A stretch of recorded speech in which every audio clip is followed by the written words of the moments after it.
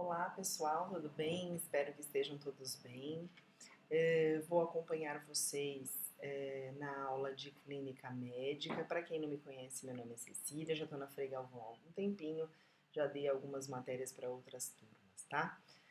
Bom, nós vamos começar e terminar as nossas aulas provavelmente toda nesse formato EAD e eu vou colocar para vocês aqui mais ou menos o que a gente vai ver, tá?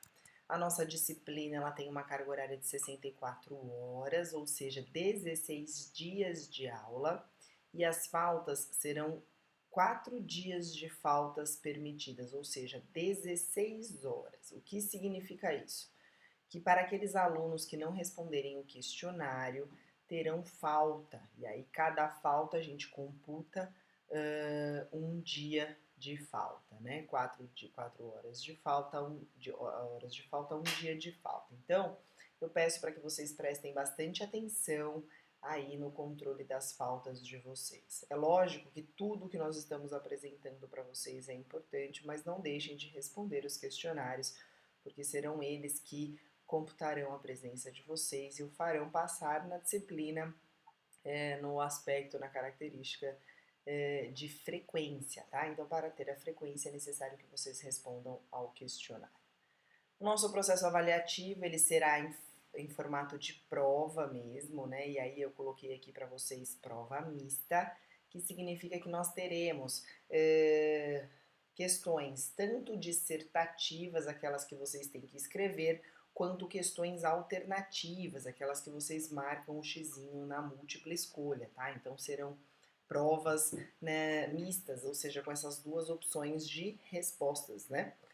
Serão 3 avaliações, a primeira no 6º dia de aula, a segunda no 11º e a terceira no 15º. Para os alunos que não atingirem a nota, farão a prova de recuperação no último dia de aula e no último dia de aula mesmo eu já disponibilizo quais foram os alunos aprovados, tanto no quesito nota quanto no quesito falta, tá? Lembrando que a falta também pode reprovar o aluno, então mais uma vez eu reforço para que vocês prestem bastante atenção aí no controle de frequência, de presença de vocês, tá? Os temas abordados na nossa aula, as nossas aulas serão relacionados agora a algumas doenças crônicas, então nós veremos algumas doenças do sistema cardiovascular, algumas do sistema respiratório, algumas do neurológico, digestório, urinário, endócrino e sanguíneo. Lembrando que eu reforcei aqui que nós veremos algumas doenças, tá? Certamente a gente não teria tempo hábil para ver todas as doenças de cada um desses sistemas, mas nós veremos as mais comuns e aqui as que provavelmente vocês verão lá quando estiverem no estágio lá no Mandaki, tá? Para isso, eu necessito que vocês saibam o funcionamento normal de cada um destes sistemas. Como? Bom, vocês já estudaram fisiologia, anatomia e fisiologia dos sistemas. Eu preciso que vocês saibam, retomem esta matéria para que a gente consiga dar continuidade de uma forma mais simplificada para vocês aqui das doenças que acometem estes sistemas. Bom, assistência de enfermagem, para quem não sabe, tá aí a definição.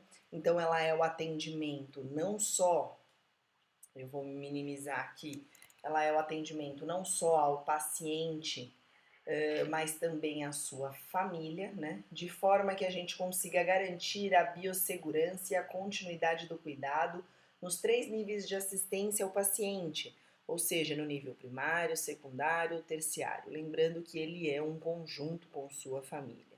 E já a definição de doença, vocês devem ter visto aí em algum momento em algumas outras matérias, ela vem do latim dolentia, que significa padecimento, ou seja, uma pessoa que está sofrendo em um determinado momento.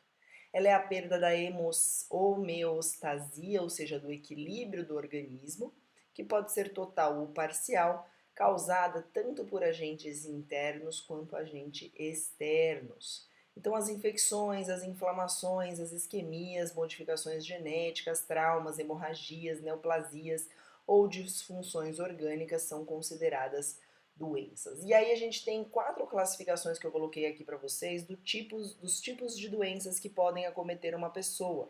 Então nós temos aí a doença aguda como diz aqui o nome, é uma doença de início abrupto, ou seja, inesperado. Ela produz sintomas que são controlados na maioria das vezes. Então, uma gripe, uma azia, uma enxaqueca, uma diarreia ou uma obstipação causa sintomas e, desculpa, é possível controlar estes sintomas, né? Então, o tratamento de uma doença aguda certamente estará em aliviar os sintomas de forma rápida e eficaz para que a pessoa consiga melhorar da sua doença, né? Já uma doença crônica, ela é mais insidiosa, ou seja, ela não é abrupta. Ela demora, tem uma progressão bastante lenta, tá? E uma duração longa. Muitas vezes ela vai até o final da vida da pessoa, né? Ela é silenciosa em sua grande maioria, ou seja, assintomática. Então, quando vocês ouvirem essa palavra assintomática, significa que ela é silenciosa, mas também algumas vezes podem sim apresentar sintomas, avisar que está vindo. Por exemplo, uma pessoa que tem hipertensão ou uma crise hipertensiva, ou seja, aquela que ela teve uma pressão alta, alterada ali rapidamente e percebeu que estava com pressão alta, às vezes não sente nada, só descobre porque foi medir, ou outras podem ter uma dor na nuca, por exemplo, ou uma dor de cabeça, assemelhando-se a uma enxaqueca ou uma pressão, né, na nuca. Isso varia de uma pessoa para outra, não é uma regra, tá? E aí essas doenças, que são as doenças crônicas, elas podem comprometer a qualidade de vida do paciente e apresenta risco para a saúde dele. Então a hipertensão, a diabetes, a dislipidemia, a doença crônica pulmonar obstrutiva, que é a DPOC, são doenças que são consideradas doenças crônicas. E aqui eu vou mostrar para vocês uma diferenciação entre uma doença crônica e uma doença crônico-degenerativa, que muitos autores consideram, né, eles classificam elas no mesmo grupo, mas elas têm uma pequena diferença, porque as doenças crônico-degenerativas, elas vão levando o indivíduo à deterioração, ou seja, a doença ela causa efeitos ruins que deterioram o sistema normal do paciente. Então a etiologia ela pode ser multifatorial, olha lá, e existe uma interação entre o comportamento, o meio ambiente e a genética. Então, se a pessoa não se cuidar, certamente ela terá consequências. Uma osteoporose, por exemplo, pode levar à quebra de um osso. Então, ela traz sim aí uma deteriorização do osso, levando à quebra, levando a uma consequência ruim para o paciente. Já uma doença em fase terminal, ela não é um tipo de doença propriamente dita, mas ela é sim considerada uma doença da clínica, que será tratada na clínica médica, porque terão muitos pacientes que vocês vão cuidar lá na clínica médica, a característica de uma doença em estágio ou doença em fase terminal. O que é isso? É uma doença que não terá cura. E nós temos, então, o cuidado de proporcionar ao paciente um conforto àquele restante de vida que o sobra. Então, a intenção de tratar de um paciente lá na clínica médica em uma doença em fase terminal é proporcionar a ele conforto neste final de vida. Bom, para que a gente entenda o que a gente vai fazer lá na clínica médica, eu deixei aqui para vocês. Então, a clínica médica ela é destinada, é um setor destinado ao atendimento integral de enfermagem a pacientes de baixa e média complexidade, tá? O que seria pacientes de baixa e média complexidade? Aqueles pacientes que não têm muitos dispositivos invasivos, pacientes que estão em uma condição menos crítica, tá? Então não tá com o tubo na boca, tá respirando por si só, existe condições de ficar sem drogas que mexem com o coração, então o coração ainda bate normalmente, ele não precisa de suporte medicamentoso para isso, tá? São então considerados pacientes de baixa e média complexidade. Normalmente vocês verão pacientes acima de 12 anos, tá? Isso porque alguns hospitais, né, consideram ainda pacientes de 12 anos para menos pediatria, alguns a partir de 14 ou 16 anos, isso vai depender um pouco, tá? Mas se vocês virem pacientes com 12 anos, aliás, com 13, né? Superior a 12 é 13. Com 13 anos lá na clínica médica, isso já pode ser considerado normal. Estado não crítico, que foi o que eu disse para vocês, e que não seja proveniente de tratamento cirúrgico, ou seja, ele não precisou de uma cirurgia. Se de repente um paciente que estava na clínica médica precisa de um procedimento cirúrgico, o pós-operatório dele será realizado na clínica cirúrgica, ou seja, ele será transferido da unidade de clínica médica para a clínica cirúrgica, porque lá nós vamos tratar só pacientes com condições clínicas crônicas, né? Então, como é que deve ser o atendimento, então, da enfermagem lá na clínica? Humanizado sempre, aí eu peço para vocês prestarem bastante atenção no significado dessa palavra, que é tratar como humano, com as suas vontades, os seus desejos, as suas necessidades, né?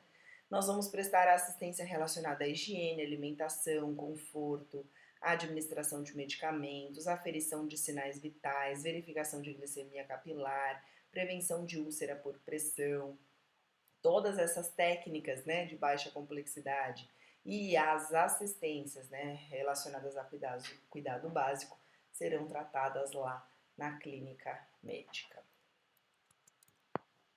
Para que a gente consiga cuidar de um paciente, saber se está tudo certo com ele ou não e prestar a assistência mais adequada a ele, é necessário que a gente saiba quais são, então, os valores normais de seus sinais vitais. Então lá não basta só verificar os sinais vitais do paciente, é importante que vocês saibam se aquele valor está normal ou não. Então eu peço que vocês retomem os estudos lá de introdução, lá no livro 1 ou na apostila de introdução, sobre os valores normais de pressão, de frequência cardíaca, de frequência respiratória, temperatura e dor, que são os 5 sinais vitais, tá? De qualquer forma, eu deixei para vocês aqui, vou tirar a minha imagem, porque daí vocês conseguem printar essa tela, e aí printando a tela, vocês conseguem depois imprimir e colocar na caderneta de vocês, para que fique fácil para vocês gravarem, né, estes valores, ou pelo menos terem para fácil consulta. Então aqui eu deixei os valores de temperatura, aqui eu deixei os valores de pressão arterial para pacientes adultos, tá? Considerando aqui que o hipertenso ele tem 3 graus, que é o leve, moderado e o grave. Considerando também que a pressão pode ser alterada por diversos fatores como ansiedade, dor, estresse, ingestão de café e não necessariamente esse paciente ser hipertenso, tá? E considerando também que existem algumas emergências clínicas relacionadas à pressão, que um paciente que estiver com uma pressão acima de 150 por 100, com sintomas de dor de cabeça, náusea, vômito ou tontura, precisa ser considerado um paciente clínico grave, emergência, e ele precisa ser atendido. E se a pressão dele estiver acima de 170 por 100, ele não precisa nem apresentar sintomas, ele já vai ser considerado um paciente de atendimento clínico grave, tá? Frequência cardíaca, tá aí os valores para vocês, e é importante, gente, que vocês gravem aqui, ó, as nomenclaturas, tá? Porque a nossa anotação de enfermagem, ela é baseada nisso daqui, ela é baseada na nomenclatura dos valores, tá? Então, toda vez que a gente for se referir a uma frequência cardíaca abaixo de 60, certamente a gente vai falar que o paciente estará bradicárdico, tá? Lembrando que da frequência cardíaca, além da frequência, a gente também anota o ritmo e a amplitude, eu deixei a nomenclatura aqui para vocês. E na frequência respiratória, a mesma coisa lá, eu deixei a nomenclatura e os valores. Poderá haver aqui na frequência respiratória uma diferença mínima entre uma literatura e outra relacionada ao valor normal, tá? Então aqui pode ser que alguns locais coloquem como 16 a 20, outros como de 14 a 21, por exemplo, tá? Mas normalmente em provas, e na minha prova também, eu não vou colocar valores tão aproximados assim que gerem confusão com o conteúdo, tá? Por último, e não menos importante, tá aqui as escalas para aferição da dor, né, para verificação da dor do paciente, que a dor a gente não consegue medir, mas a gente consegue questionar o paciente em relação a ela. E a forma mais comum de verificar a dor é através da escala numérica de dor, que é essa aqui de 0 a 10, em que eu pergunto para o paciente de 0 a 10 quanto dói a dor dele, explicando que 0 é sem dor, 5 é uma dor média e 10 é uma dor insuportável. Se o paciente não tiver condições cognitivas ou clínicas para me dizer em número quanto dói, eu posso questioná-lo em relação a descritor verbal, que significa dor. Sem dor, dor leve, dor moderada ou dor intensa, né? Além aí da dor insuportável. Eu posso fazer anotação em relação a isso também. E se no final das contas o paciente não conseguir nenhuma destas formas de verificação de dor, eu ainda posso utilizar essa escala visual analógica, que é que eu peço para o paciente apontar a partir destas faces que a gente apresenta aqui para ele no desenho, qual é a face que representa, né, que caracteriza a sua dor. E aí eu vou lá e faço a anotação em relação ao número que a face está apontando aqui, tá? Então, só para lembrar que dessa daqui não é para eu olhar o rosto do paciente, esta carinha aqui, e ver se estão parecidas. Na verdade, é o paciente que vai me referir à sua dor, tá? A partir daqui, eu vou ver com vocês o sistema cardiovascular, tá? A gente vai iniciar pelo sistema cardiovascular, vamos ver algumas doenças relacionadas a ele, e nós sempre vamos focar, pessoal, as nossas aulas, nos cuidados de enfermagem relacionados às doenças que a gente vai ver, tá? Então, como eu disse para vocês, é importante que a gente saiba o funcionamento normal, né, do órgão para que a gente consiga tratar a doença do paciente. Então, quando a gente fala de sistema cardiovascular, a gente vai primeiro se apegar ao nome. Cardio significa coração, vascular significa vasos, né? Então, não é simplesmente falar do coração. A gente vai falar do coração e vai falar também das veias e artérias, ou seja, dos vasos sanguíneos relacionados ao coração. Qual é, então, a principal função do nosso coração? Fornecer oxigênio ao organismo e eliminar alguns produtos metabólicos, como o gás carbônico, por exemplo, que é feito lá pelo pulmão, relacionado à nossa circulação, à nossa pequena circulação. Então aqui a gente tem o desenho do coração e eu coloquei para vocês aqui o nome de todas as estruturas que são importantes e que são relevantes, né, na verdade, que são relevantes aí para o sistema cardiovascular. Então, a gente tem aqui as câmaras do coração, os átrios, os ventrículos, nós temos as artérias e veias que vão para o pulmão, as que vão para o organismo e as que chegam até o coração. Relacionado ao coração propriamente dito, é importante que a gente saiba exatamente a função dos átrios e dos ventrículos, tá? Porque quando a gente for estudar a pressão arterial, a gente vai entender que o responsável pela pressão sistólica do paciente, que é a pressão de maior número, são os ventrículos, e pela pressão diastólica, que é a menor pressão, são os átrios que estão aqui acima, né? Então, o relaxamento dos ventrículos, ele proporciona então a contração dos átrios e isso faz com que a gente tenha a pressão diastólica no nosso sistema, tá? Para quem tem dúvida desse sistema, eu vou pedir para vocês retomarem as aulas lá de fisiologia e de introdução, que certamente vocês terão, de anatomia também. Tem no livro também para vocês conseguirem se guiar, tá? Bom, então vamos lá. Falando um pouquinho de hipertensão arterial, vou colocar eu aqui para baixo. Qual é a definição de pressão arterial sistêmica? A sigla que a gente vai utilizar... Ai, meu Deus, desculpa. Caiu minha luz aqui, que eu vou me organizar. A sigla que a gente vai utilizar é a RAS, que a definição é conhecida como pressão alta e é geralmente um distúrbio assintomático, ou seja, ele não apresenta sintomas, né? No qual a elevação anormal da pressão nas artérias aumenta o risco de ter outras doenças, como um AVC, um AVE, por exemplo, ou um aneurisma, ou uma insuficiência cardíaca, ou um infarto agudo do miocárdio, ou uma insuficiência renal. Então, toda vez que a gente tem um paciente com pressão arterial sistêmica, ou seja, RAS, ele significa que é um paciente de risco para apresentar estas outras doenças que eu apontei aqui, tá? Por isso que lá no sinal vital eu coloquei para vocês que algumas daquelas condições são consideradas condições graves do paciente. Então, um paciente com uma pressão arterial elevada, ou seja, acima de 150 por 100, apresentando aqueles sintomas de cefaleia, náuseas, vômitos ou vertigem, tem que ser considerado um paciente de emergência. Assim como se ele estiver com uma pressão acima de 170 por 100, também será considerada uma emergência, mesmo que ele não esteja com aqueles sintomas que eu referi. Isso porque ele corre um risco de desenvolver alguns distúrbios como esses que eu apontei aqui.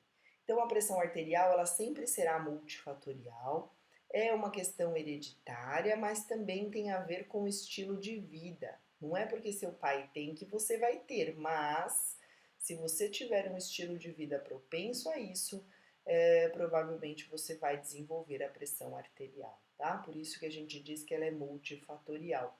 Estilo de vida tem a ver com alimentação, prática de atividades físicas, a prática profissional que leva ao estresse, então tudo isso pode levar o paciente a desenvolver a pressão arterial. Quais são os sintomas, tá? Não é comum o paciente hipertenso ter sintomas. Lembra que eu coloquei lá quando eu falei dos sinais vitais? Não é comum que ele apresente. Tem alguns que tem alguns que não, mas pode ser que tenha, ó. Hemorragia de retina, que é quando o olho fica com as veinhas que estouram aqui no olho e o olho fica vermelho, dor de cabeça, tontura, sangramento no nariz, que é a epistaxe, falta de ar quando a pessoa faz algum esforço ou dor no tórax. Não é comum, mas pode ser que sim, pode ser que o paciente tenha algum desses sintomas.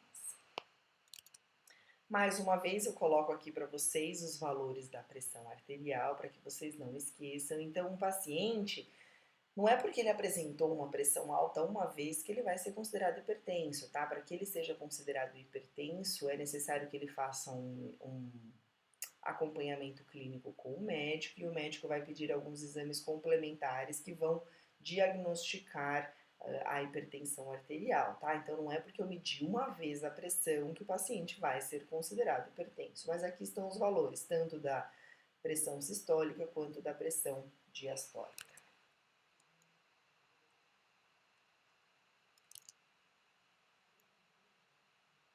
Olha lá, ó. Como que vai ser então feito o diagnóstico do paciente?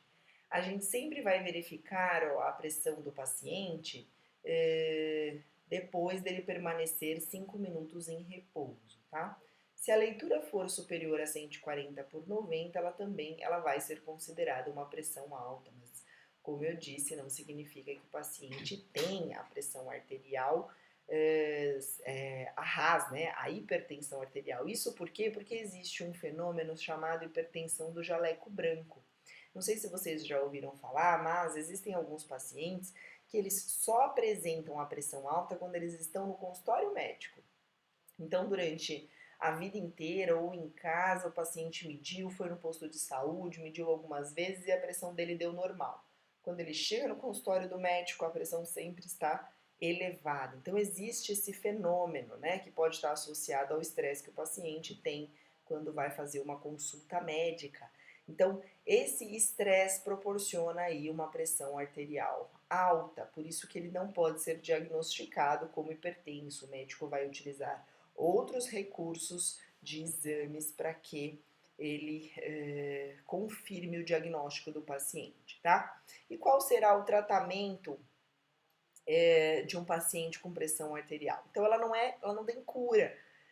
Lembra, se a gente está tratando de um paciente lá na clínica médica, a gente está falando de uma doença que é crônica, ou seja, crônica não tem cura, tá? Mas ela pode ser tratada para impedir complicações do tipo aquela insuficiência renal que eu falei, aquele AVE que eu falei, a consequências como infarto ou angina. Tudo isso, se esta pressão for controlada, é possível que o paciente não desenvolva estas complicações, tá? Ela também pode levar o paciente a ter alterações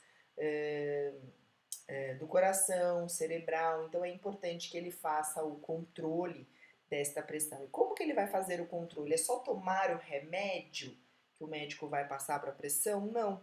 Na verdade, existem algumas ações, como mudança de hábito alimentar, prática moderada de atividade física e seguir, claro, né, o tratamento medicamentoso. Tudo isso vai fazer com que o paciente controle a pressão arterial dele, mas não vai fazer com que ela seja curada, tá? E quais são os cuidados de enfermagem, então, que a gente tem que ter quando eu estou com um paciente hipertenso lá na clínica? Bom, vamos lá. A gente vai aferir a pressão arterial a cada 30 minutos, até ela se estabilizar. Então, vamos supor que eu esteja com uma condição de emergência, porque a pressão do paciente deu acima de 170. E ele não apresentou sintoma nenhum. Então é lógico que o médico vai intervir, a enfermagem vai intervir, né, de uma forma medicamentosa, mas é preciso que eu controle a pressão deste paciente com uma frequência maior, né? Além de verificar a pressão arterial, a gente também tem que verificar a frequência, porque o coração é que está com problema e ele estando com problema, ele pode alterar a frequência cardíaca do paciente. A gente vai questionar o paciente com relação à sua dor, e aí vai utilizar aquelas escalas que eu coloquei para vocês. E a gente vai ensinar este paciente, né? Porque dentro da clínica a gente ensina o tempo inteiro o paciente, nós vamos ensinar este paciente que quando ele estiver em casa para fazer o controle da sua pressão, ele deve sempre medir esta pressão nos mesmos horários e sempre em repouso. Não adianta ele ter acabado de brigar com o neto, sentar para medir a pressão. Por quê? Porque o estresse faz com que a pressão dele se eleve, tá? A gente também vai orientá-lo que ele tem que ter uma dieta baixa em sódio e uma dieta baixa em calorias, certamente, ela tem que ser mais leve.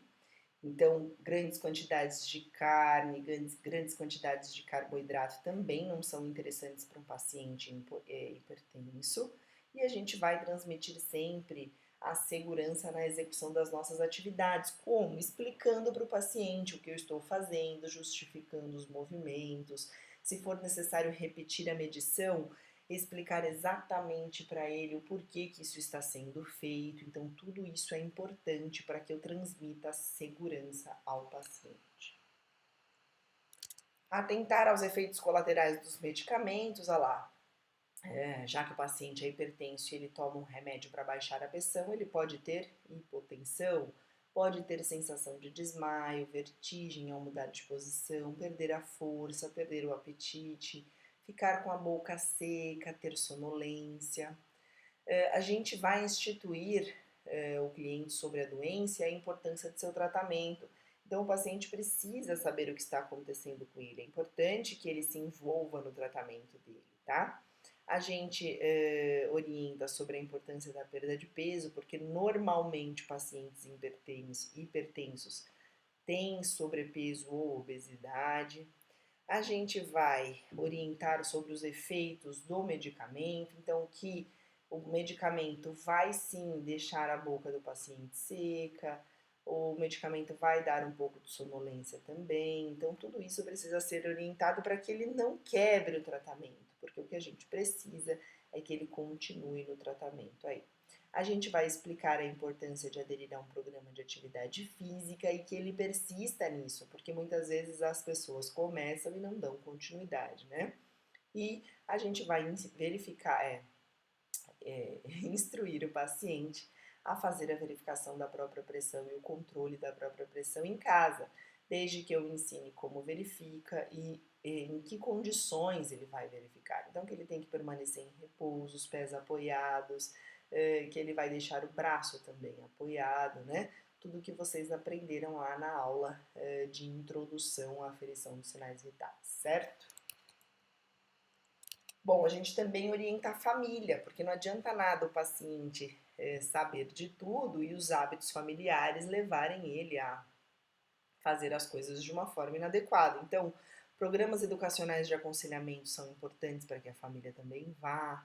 É importante que a família vá na consulta médica e de enfermagem, para que ele aprenda sobre a dieta, porque muitas vezes o hábito do brasileiro é que a mulher faça a comida, e a mulher não é hipertensa, mas o homem é, aí a mulher coloca sal demais porque ela está habituada e ela não tem doença, mas o marido come aquela comida. Então, tudo isso precisa ser analisado, né, pela enfermagem para que o paciente tenha a melhor condição de tratamento possível, né? E a gente vai também informar sobre os recursos da comunidade. Então, se a gente sabe que tem um posto de saúde naquela região, que ele é especializado em hipertenso, a gente vai falar para o paciente para que ele consiga participar, né, das ações educacionais que tenham lá. Bom, eu vou finalizar com vocês aqui. Vou pedir mais uma vez para que vocês se empenhem em retomar a fisiologia e anatomia do coração, retomar todo o procedimento de aferição de sinais vitais que vocês aprenderam lá em introdução, para que seja mais fácil para vocês darem continuidade nos estudos de clínica médica aqui comigo, tá? A gente se vê na próxima aula com esse tema aqui, pessoal. Nós veremos tudo sobre insuficiência coronariana, angina e infarto. Até mais.